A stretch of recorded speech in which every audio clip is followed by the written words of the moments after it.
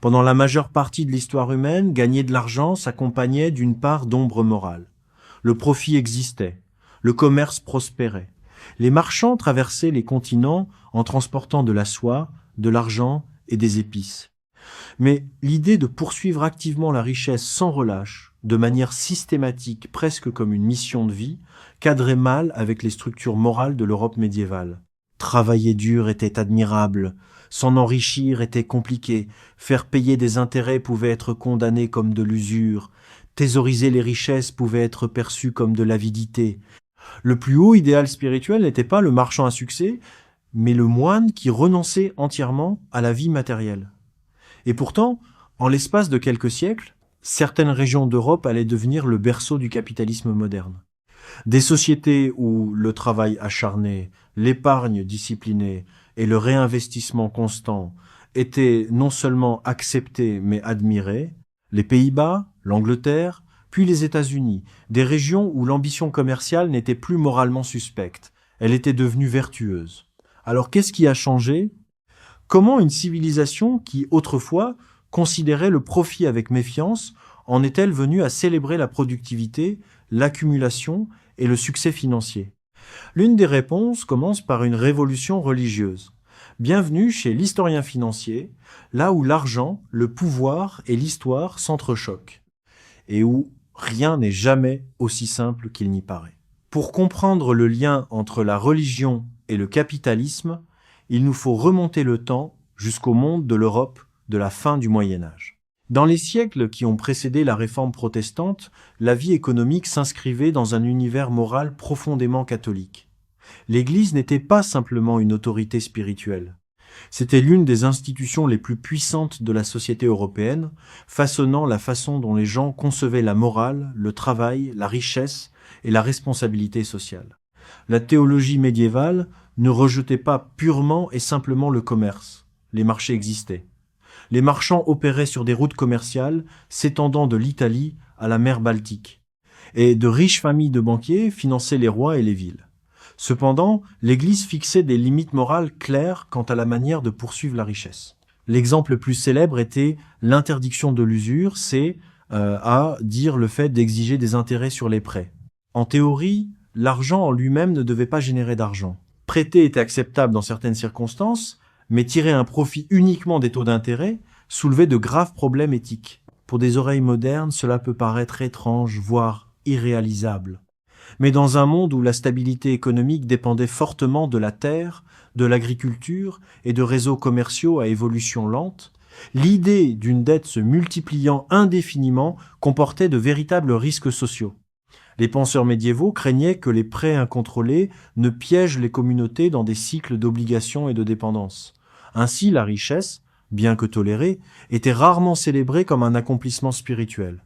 C'était plutôt le message inverse qui dominait l'enseignement religieux. L'idéal de la vie chrétienne mettait l'accent sur l'humilité, la charité et le détachement de l'ambition matérielle. Les monastères devinrent de puissants symboles de cette vision du monde. Les moines se retiraient de la vie économique ordinaire pour se consacrer à la prière, à la contemplation et au service. La hiérarchie spirituelle plaçait ceux qui renonçaient à la richesse plus près de la vertu divine que ceux qui l'accumulaient. Même les riches familles de marchands comprenaient la tension morale qui entourait leur fortune.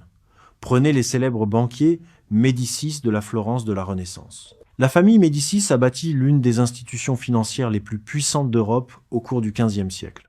Leurs banques géraient les comptes de souverains, de marchands et même de la papauté elle-même. À tous égards, ils étaient des capitalistes au succès extraordinaire. Et pourtant, les Médicis comptaient également parmi les plus grands mécènes d'art religieux et d'œuvres de bienfaisance en Italie. Églises, monastères et hôpitaux recevaient de généreux dons issus de leurs richesses, en partie par dévotion sincère, mais aussi, soupçonnent les historiens, comme un moyen de réconcilier la relation inconfortable entre la réussite financière et la morale religieuse. L'argent avait du pouvoir, mais il nécessitait toujours une justification spirituelle. Ce jeu d'équilibriste moral a défini une grande partie de la première culture commerciale de l'Europe. Les marchands faisaient du commerce, les banquiers prêtaient de l'argent, les villes prospéraient. Pourtant, Le message culturel plus profond, entourant la richesse, restait prudent. Le profit était un outil, pas une vocation. Puis, au début du XVIe siècle, un tremblement de terre théologique a commencé à remodeler le continent. En 1517, un moine allemand nommé Martin Luther publia 95 thèses critiquant certaines pratiques au sein de l'Église catholique, notamment la vente d'indulgences, des paiements dont on croyait qu'ils réduisaient les châtiments pour les péchés. Ce qui commença comme une querelle théologique déclencha rapidement un mouvement qui fractura la chrétienté occidentale, la réforme protestante. Au cours des décennies suivantes, les mouvements de réforme se propagèrent dans de vastes régions d'Europe du Nord. Les dirigeants politiques, les populations urbaines et les penseurs religieux commencèrent à rejeter l'autorité papale et à développer de nouvelles interprétations de la doctrine chrétienne. Mais la réforme fit bien plus que diviser les églises. Elle remodela subtilement la façon dont des millions de personnes concevaient la vie quotidienne. L'un des changements les plus importants concernait le concept même de travail. Dans la pensée catholique médiévale, la vie religieuse occupait un plan spirituel supérieur à celui du travail ordinaire. Les prêtres, les moines et les religieuses se consacraient pleinement au service de Dieu, tandis que les agriculteurs, les artisans et les marchands accomplissaient les activités nécessaires au quotidien de la société. Luther a remis en question cette hiérarchie. Il a soutenu que toute profession légitime pouvait être comprise comme une forme de service divin. Pas seulement le clergé, tout le monde. Un forgeron façonnant des outils, un fermier s'occupant de ses récoltes, un marchand faisant du commerce. Chaque personne, croyait Luther, avait un rôle, une vocation au sein de la structure de la société. Et remplir cette vocation avec fidélité pouvait avoir un sens spirituel profond. Ce fut un changement radical. Soudain, le travail lui-même revêtait une nouvelle dignité. Le labeur ordinaire n'était plus simplement toléré par l'enseignement religieux. Il pouvait devenir une expression de la dévotion. Cette idée à elle seule n'a pas créé le capitalisme, mais elle a discrètement modifié le paysage psychologique de la société européenne. Le travail productif a commencé à acquérir une légitimité morale, et dans certaines régions protestantes, cette légitimité s'est approfondie pour devenir quelque chose d'encore plus puissant. Car un autre réformateur allait pousser cette logique encore plus loin, Jean Calvin. Calvin était un théologien français qui a fini par s'installer à Genève au milieu du XVIe siècle. Ses idées allaient acquérir une influence énorme dans certaines parties de la Suisse, des Pays-Bas, de l'Écosse et de l'Angleterre. Calvin partageait l'importance que Luther accordait à la dignité du travail ordinaire. Mais sa théologie introduisit un concept supplémentaire qui allait avoir des conséquences économiques inattendues, la prédestination. Selon la doctrine calviniste, Dieu avait déjà déterminé qui, en fin de compte, atteindrait le salut. Les êtres humains ne pouvaient pas le mériter par de bonnes œuvres ou des rituels religieux. Le salut était prédéterminé. Pour les croyants, cela soulevait une question troublante.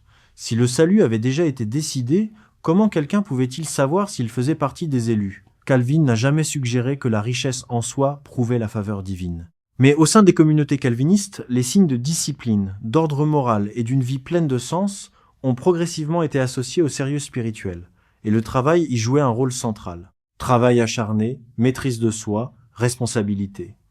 Une vie marquée par la diligence et la retenue a commencé à revêtir une signification spirituelle. Le luxe extravagant, en revanche, restait moralement suspect. Le résultat fut un modèle culturel inhabituel. Travailler intensément, gagner de l'argent, mais ne pas le dépenser de manière irréfléchie. Le réinvestir, l'utiliser de manière productive, vivre avec discipline. Dans le langage économique moderne, ce comportement produit quelque chose d'extrêmement important, l'accumulation du capital. La richesse qui est épargnée et réinvestie plutôt qu'immédiatement consommée devient le carburant de l'expansion économique. Les entreprises se développent, les réseaux commerciaux s'étendent, les institutions financières prospèrent, le cycle commence à s'alimenter de lui-même. Cette dynamique a fasciné un sociologue allemand écrivant 3 siècles plus tard, en 1905. Max Weber a publié un livre intitulé « L'éthique protestante et l'esprit du capitalisme ». Weber ne prétendait pas que le protestantisme avait inventé le capitalisme. Le commerce, la banque et l'activité commerciale existaient bien avant la Réforme. Mais il soutenait que certaines idées protestantes, en particulier celles associées aux communautés calvinistes, encourageaient des habitudes psychologiques qui s'alignaient remarquablement bien avec le développement capitaliste, Le travail discipliné, la tenue rigoureuse des comptes, le réinvestissement systématique, la planification à long terme. Selon Weber, cet esprit du capitalisme naissant ne consistait pas simplement à gagner de l'argent. Il s'agissait de traiter l'activité économique comme une quête structurée, réfléchie et presque morale. Un marchand qui travaillait sans relâche, développait son entreprise, réinvestissait ses profits et évitait le luxe ostentatoire pouvait se considérer non pas simplement comme un négociant en quête de profit, mais comme quelqu'un accomplissant la vocation disciplinée de sa vie. L'ironie, suggérait Weber, était frappante. Des idées religieuses destinées à façonner la vie spirituelle ont fini par façonner le comportement économique. Et à mesure que ces idées se répandaient dans certaines parties de l'Europe du Nord, elles ont contribué à normaliser des attitudes envers la création de richesses qui allaient finalement devenir centrales dans le capitalisme moderne. Cependant, les idées seules ne transforment pas les économies. Pour voir si ce changement culturel a eu de réelles conséquences économiques, il nous faut regarder ce qui s'est passé ensuite. Car moins d'un siècle après la Réforme, plusieurs régions protestantes ont commencé à produire certaines des économies commerciales les plus dynamiques que le monde ait jamais connues. Et l'exemple le plus saisissant de cette transformation est apparu dans une petite république bordant la mer du Nord, les Provinces-Unies. La République néerlandaise au XVIIe siècle était à tous égards une anomalie économique. Un petit coin d'Europe gorgé d'eau, doté de terres agricoles limitées, de ressources naturelles modestes et d'une population bien inférieure à celle des grandes puissances continentales qui l'entouraient. L'Espagne possédait un vaste empire. La France contrôlait d'immenses terres agricoles. L'Angleterre nourrissait des ambitions navales grandissantes. Les Néerlandais, eux, avaient des moulins à vent, des navires marchands et une culture qui prenait le commerce très au sérieux. Pourtant, quelques décennies seulement après avoir obtenu leur indépendance de la domination espagnole, les Pays-Bas sont devenus l'un des centres économiques les plus dynamiques de la planète. Amsterdam s'est transformé en cœur financier de l'Europe. Les navires néerlandais dominaient les routes commerciales mondiales. Les capitaux affluaient dans la République à une échelle qui stupéfiait les observateurs étrangers. La transformation fut si spectaculaire que les historiens l'ont par la suite appelé le siècle d'or néerlandais. Pour comprendre comment cela a pu se produire, il faut examiner non seulement les navires et les routes commerciales, mais aussi l'environnement culturel dans lequel le commerce néerlandais s'est développé. La République néerlandaise était profondément façonnée par les traditions protestantes, et plus particulièrement calvinistes. Bien qu'une diversité religieuse existât certainement, les valeurs calvinistes ont fortement influencé le climat social de la société qui a émergé après la révolte des Pays-Bas contre l'Espagne catholique à la fin du XVIe siècle. L'atmosphère culturelle qui a suivi mettait l'accent sur la discipline, la sobriété et la responsabilité. Les modes de vie aristocratiques extravagants, courants dans de nombreuses cours européennes, y étaient largement absents. La République néerlandaise n'avait ni monarchie traditionnelle, ni classe nobiliaire tentaculaire dominant la vie économique. Au lieu de cela, la société était fortement influencée par les marchands, les négociants et les professionnels urbains. Les villes devinrent les moteurs de la prospérité et le commerce devint respectable, voire admirable. Les ménages néerlandais étaient réputés pour leur frugalité.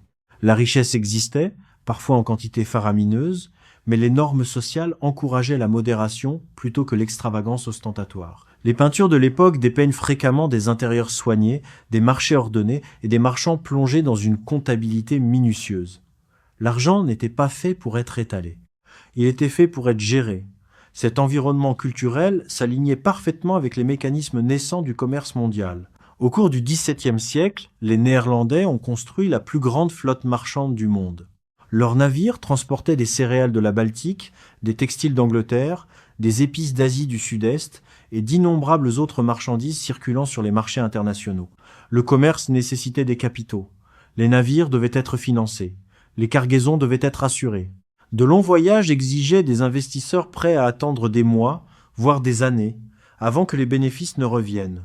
Les Néerlandais ont développé des outils financiers qui ont rendu cela possible.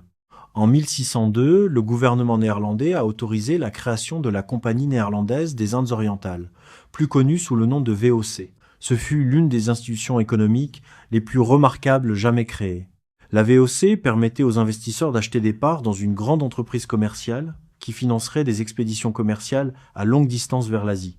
Au lieu de financer les voyages individuellement, une stratégie risquée où les investisseurs pouvaient tout perdre si un navire coulait, les capitaux pouvaient désormais être mis en commun dans une organisation permanente. Les profits et les pertes étaient partagés. Les investisseurs pouvaient également échanger leurs actions avec d'autres. Cette innovation a, dans les faits, créé l'un des premiers marchés boursiers fonctionnels de l'histoire. Amsterdam est rapidement devenu le centre de ce nouveau système financier. Les marchands se rassemblaient près du bâtiment de la bourse de la ville pour acheter et vendre des actions, spéculer sur de futurs voyages et financer de nouvelles entreprises commerciales. L'ampleur des capitaux circulant dans l'économie néerlandaise est devenue extraordinaire pour l'époque. Mais l'aspect le plus frappant de la prospérité néerlandaise n'était pas simplement la richesse générée, c'était la façon dont cette richesse était utilisée. Au lieu de convertir immédiatement leurs profits en mode de vie somptueux et aristocratique, de nombreux marchands néerlandais réinvestissaient leurs gains dans de nouvelles aventures commerciales. Les navires finançaient de nouveaux navires, les entrepôts finançaient des réseaux commerciaux plus vastes, les profits alimentaient l'expansion, le cycle se répétait année après année, l'accumulation de capital s'accélérait. D'un point de vue économique, ce modèle est extrêmement puissant. Lorsque les profits sont continuellement réinvestis plutôt que consommés, la capacité de production se développe rapidement. Les réseaux commerciaux se multiplient, les marchés financiers s'approfondissent. La croissance économique devient exponentielle. Au milieu du XVIIe siècle, la République néerlandaise avait accompli quelque chose de remarquable. Elle était devenue la plaque tournante financière de l'Europe.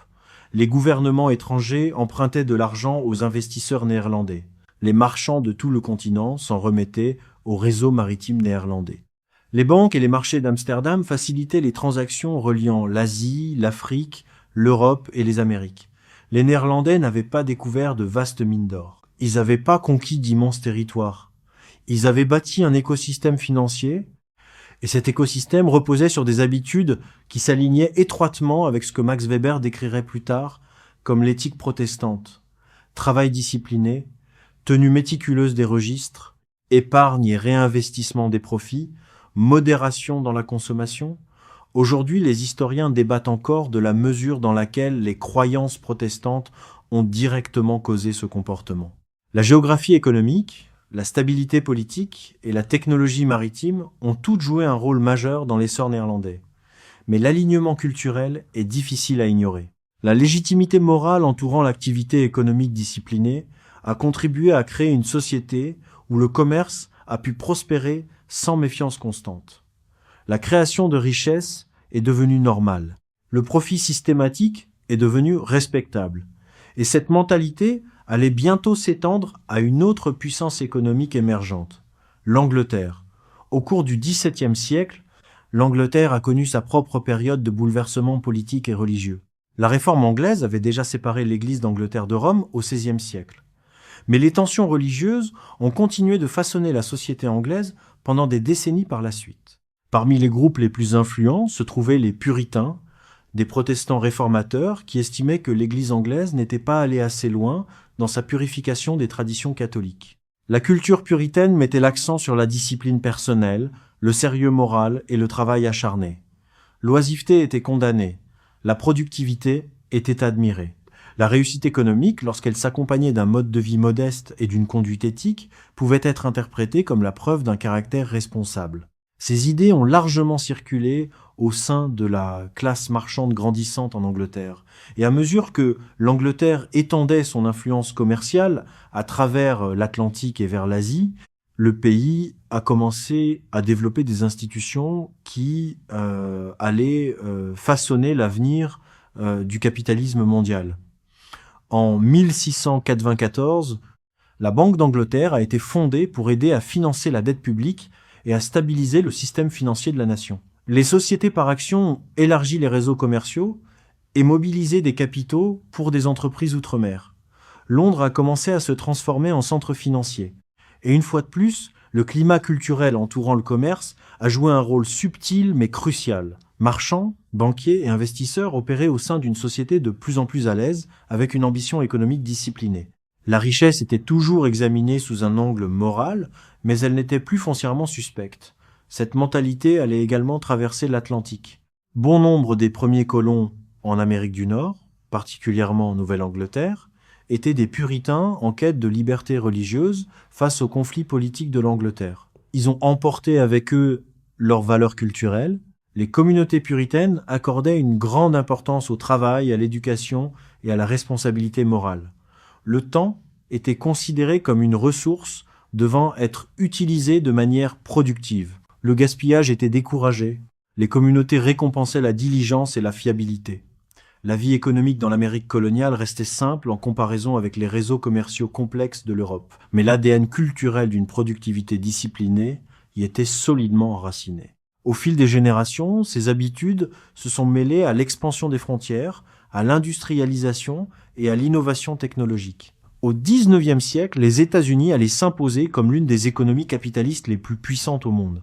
Et nombre des attitudes façonnant la culture économique américaine, le travail acharné, le réinvestissement, la productivité érigée en vertu, faisaient écho aux modèles qui avaient émergé des siècles plus tôt dans l'Europe protestante. Bien entendu, le capitalisme ne s'est pas répandu exclusivement par le biais des sociétés protestantes. Les régions catholiques, les économies asiatiques et d'innombrables autres cultures ont participé aux marchés mondiaux avec un immense succès.